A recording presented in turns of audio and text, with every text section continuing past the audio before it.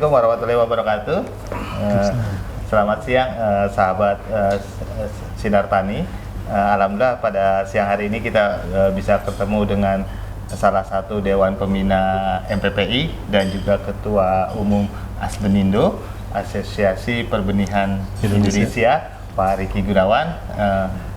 Saat ini Pak Riki kebetulan sedang ke kantor Tabloid Sinar Tani untuk rapat MPPI.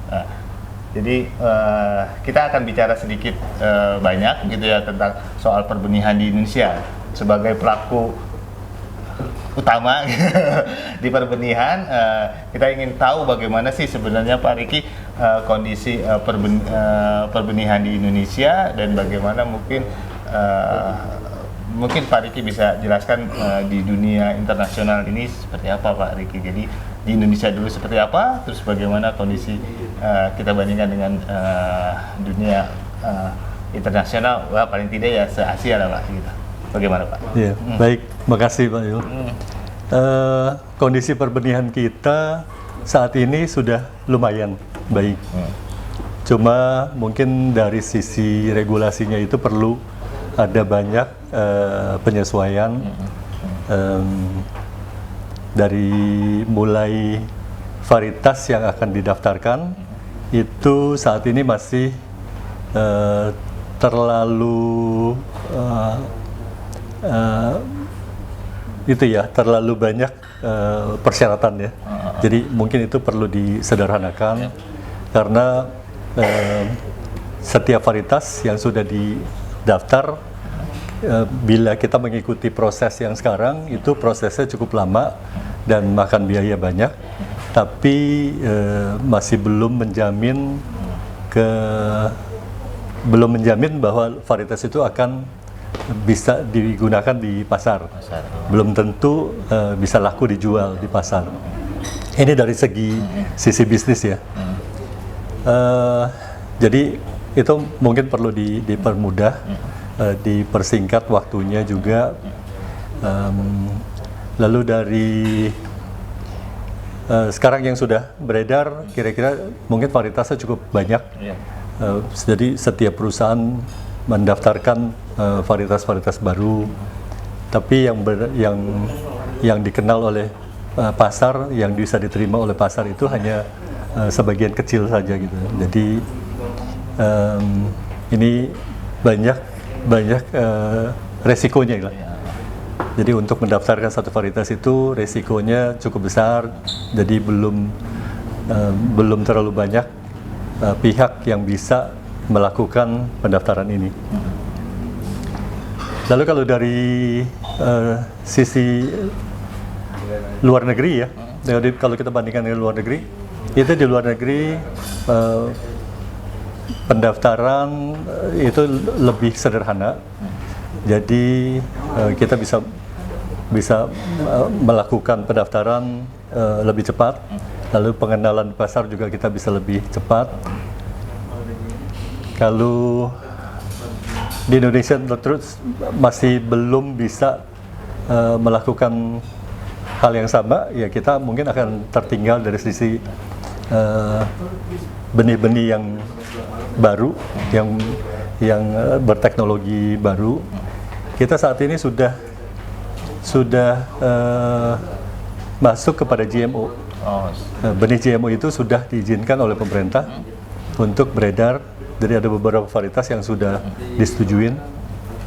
Tapi nanti dilihat lagi, kira-kira yang sekarang diizinkan hanya untuk livestock, jadi untuk feed mill ya, tidak untuk dikonsumsi oleh manusia. Di jagung kita sudah ada, mungkin nanti akan juga masuk di padi. Lalu ada juga sekarang penemuan baru setelah GMO, ada lagi gene editing. Gene editing itu juga kemarin saya hadir di APSA, kelihatannya lebih menarik gitu ya. Jadi banyak negara yang membicarakan hal itu. Di kita di Indonesia juga masih belum ada peraturan yang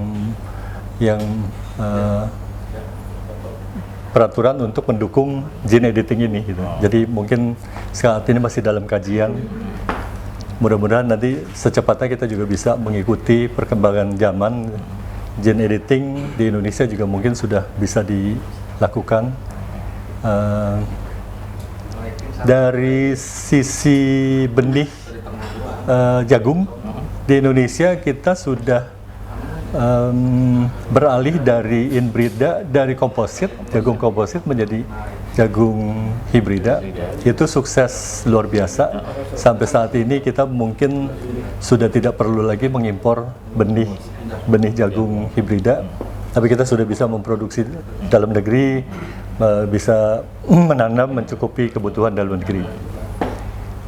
Tapi dari kalau saya sih berpikirnya kita tidak hanya cukup untuk kebutuhan dalam negeri, tapi kita juga harus bisa mencukupi kebutuhan negara tetangga. Mungkin kita bisa ekspor, dari hasilnya kita ekspor, bahkan mungkin dari sisi perbenihan, mungkin dari negara lain yang mempunyai kesulitan untuk menanam benih bisa dialihkan ke Indonesia, jadi kita yang menanam benihnya untuk diekspor ke negara yang membutuhkan. Itu dari sisi benih jagung hibrida. Tapi kalau dari padi, padi sampai saat ini kelihatannya masih dari varietas-varietas Ciherang, lalu dikembangkan ke varietas yang lebih baru, belum masuk kepada generasi yang berikutnya, yaitu padi hibrida. Padi hibrida itu masih sangat lambat pergerakannya. Dari hibrida kita udah, mungkin hibrida itu dikenalkan di Indonesia sudah cukup lama, sudah 30 tahunan, ya udah lama sekali. Tapi perkembangan di petani di lapangannya itu masih belum memuaskan lah.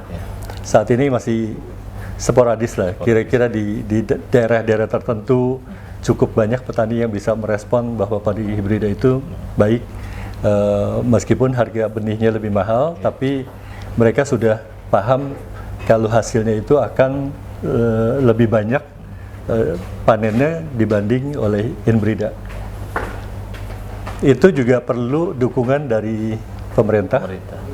Kira-kira yang kita alami saat ini adalah memproduksi F1-nya. F1 dalam negerinya itu masih mempunyai kendala, jadi tidak bisa tumbuh di setiap daerah, bahkan untuk mencapai keekonomiannya juga itu belum banyak yang bisa tercapai gitu. Jadi ada beberapa pemain produsen benih padi hibrida yang seharusnya minimal 1 hektarnya itu 2 ton, mungkin saat ini masih hanya bisa diproduksi 1 ton, bahkan mungkin di bawah 1 ton. Yang mendapatkan 1,5 ton sampai 2 ton, 1-2 tempat, 1-2 wilayah, dan 1-2 pemain juga gitu, pemain produsennya. Jadi belum bisa menyediakan benih yang cukup banyak dalam waktu yang sempit gitu ya. Makanya dulu kita masih mengenal bila kebutuhan dalam negeri itu tidak cukup, kita diberikan izin oleh Kementan untuk mengimpor. Jadi kita kasih kebutuhan berapa ton untuk penanaman. Jadi kita butuh F1 sekian ton, ajukan ke Kementan memberikan izin khusus untuk mengimpor. Tapi belakangan udah 5 tahun ini terakhir itu sudah tidak berlaku lagi, jadi tidak boleh sama sekali tidak boleh impor. Kita harus mengandalkan produksi dalam negeri. Nah di situ kita mendapatkan kendala karena kesulitan produksi dalam negeri. Jadi ya secukupnya yang bisa diproduksi dalam negeri itulah yang kita bisa jual atau bisa digunakan oleh para petani kita. Kalau di Horti, kelihatannya Horti juga perlu regulasi yang lebih lebih kondusif lah, karena di horti itu pergantiannya lebih cepat. Jadi varietas-varietas ini selera orang kan selalu ganti terus. Jadi ketika ganti nanti ada varietas baru lagi masuk, didaftar lagi, dijual lagi. Nah ini juga harus diberikan kemudahan penyederhanaan regulasi untuk mendapatkan izin edar, izin impor. Di horti juga ada aturan tidak boleh impor apabila benihnya sudah bisa diproduksi dalam negeri. Jadi banyak yang benihnya itu belum bisa diproduksi lokal, tapi kebutuhannya besar. Nah, kita mau import, kadang ini juga menjadi satu kendala karena dari Kementan biasanya mengizinkan hanya jumlahnya yang terbatas, kecil, jumlahnya kecil. Jadi kadang kebutuhan kita nggak mencukupi dengan izin yang kita dapat. Di sini juga mungkin perlu nanti ada harusnya dari Kementan dan pihak produsen benih itu mungkin harus duduk bareng lah. Jadi kira-kira kapan ya kita bisa diundang oleh pemerintah yang membuat kebijakan, duduk bareng, kita bicarakan masalah-masalah yang kita hadapi, karena sekarang ini produsen sudah lebih banyak, jadi pemain benih, breeder juga cukup banyak. Ini mereka cuma bisa menciptakan varietas baru, tapi mungkin perlu sarana yang untuk memasarkan produknya kemana gitu. Ya ini harus duduk bareng supaya kita bisa tahu persis permasalahannya. Jadi sekarang ini yang saya rasakan masih pemerintah dengan produsen atau pihak swasta ini masih agak ada kecurigaan gitu. Ada kecurigaan kira-kira ini benar nggak sih ya yang diajukan seperti ini gitu, terus kenyataan di lapangan seperti itu gitu. Ini yang perlu kita duduk bareng, kita bicarakan bersama untuk kepentingan nanti kemajuan dari pertanian kita. Berarti saat ini Kak saya lihat visi sama misinya belum ketemu nih Pak, belum ketemu. Iya. Kira-kira masih perlu pertemuan tatap mukanya nih gitu. Harus duduk barengnya. Pak, jadi kalau dari Aspindo kan perlu strategi nih Pak, gitu ya, strategi dalam pembangunan perbenihan, karena ini kan ibaratnya Aspindo punya cara seperti ini, pemerintah strategi usulan dari Aspindo seperti apa sih untuk strategi dalam perbenihan supaya ini kan sama-sama sebenarnya sama-sama Indonesia gitu. Iya tadi kita yang pertama harus duduk bareng dulu. Kita bicarakan masalahnya apa gitu. Mungkin dari sisi pemerintah juga kita perlu tahu pemerintah keinginannya apa sih gitu, supaya kita juga tahu kira-kira pemerintah maunya seperti ini, apakah kita bisa support gitu ya. Lalu sebaliknya juga si produsen atau breeder di Indonesia seperti ini, kira-kira dukungan apa yang perlu dari sisi regulasi gitu dari pemerintah. Kita nggak selalu harus dukungannya itu berbentuk bantuan dalam bentuk dana gitu. Nggak selalu harus itu. Bagi kita yang penting regulasi yang stabil, yang konsekuen, kondusif untuk kita, cukup itu aja. Jadi kita bisa berjalan sesuai dengan regulasi yang ada, yang kondusif tentunya ya. Kalau nggak kondusif regulasinya juga, kita kadang-kadang juga susah untuk mengatasinya gitu. Jadi biar si produsen atau kami ini bisa semakin konsentrasi untuk menciptakan varietas baru, lalu menciptakan pasar, lalu kita juga bisa mendukung kepada para petani mendapatkan varietas yang lebih baik yang lebih bisa mendapatkan hasil yang lebih baik untuk para petani. Pak, kalau dari sisi riset sendiri seperti apa sebenarnya Pak? Kalau kemampuan swasta, kan pemerintah punya riset gitu, swasta juga melakukan riset terhadap benih yang mereka akan jual. Sering ada nggak suka ya ibaratnya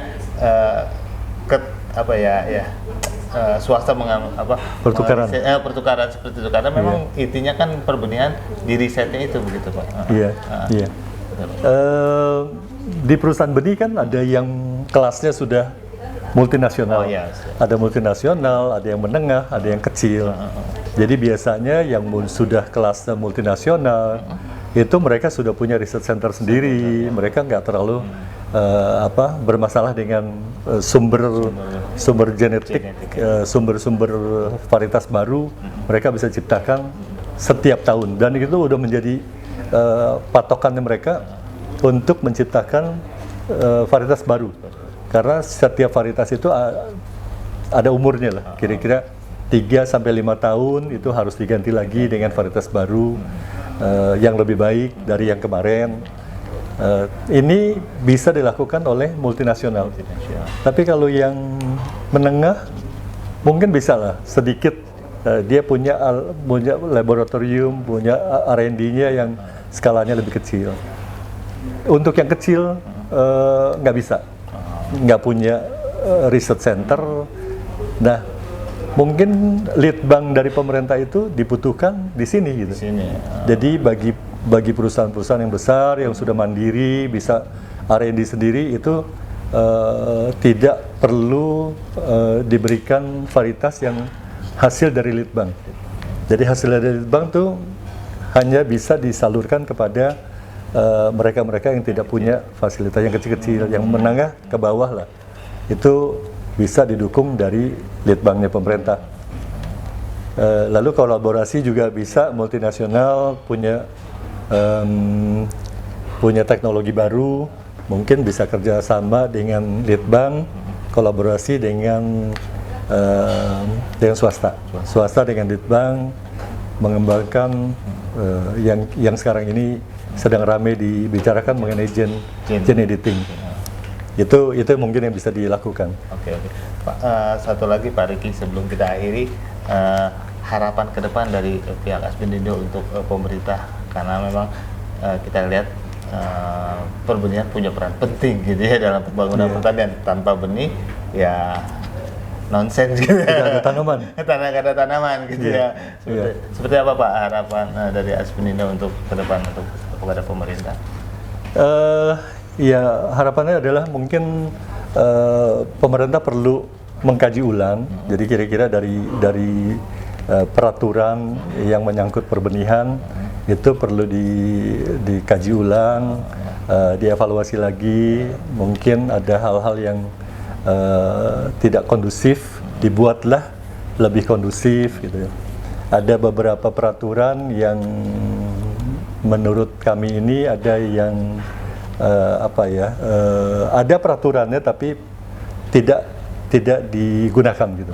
Jadi ada peraturannya tapi tidak digunakan karena ada pemikiran lain, mungkin ada kebijakan lain gitu. Jadi contohnya ada SK Menteri, lalu itu masih berlaku sebelum SK itu dibatalkan atau diganti dengan SK baru. Tapi pada pelaksanaannya SK itu tidak bisa berjalan. Sedangkan kami kepinginnya supaya segala sesuatunya berdasarkan peraturan. Kalau ada peraturannya yaitu dijalankan, kami lebih mudah untuk menjalankan usaha ini. Oke, terima kasih Pak Riki telah memberikan kesempatan sedikit ke Sinar Tani untuk wawancara bagaimana dunia perbenihan. Saya akhiri wawancara kali ini. Wassalamualaikum warahmatullahi wabarakatuh.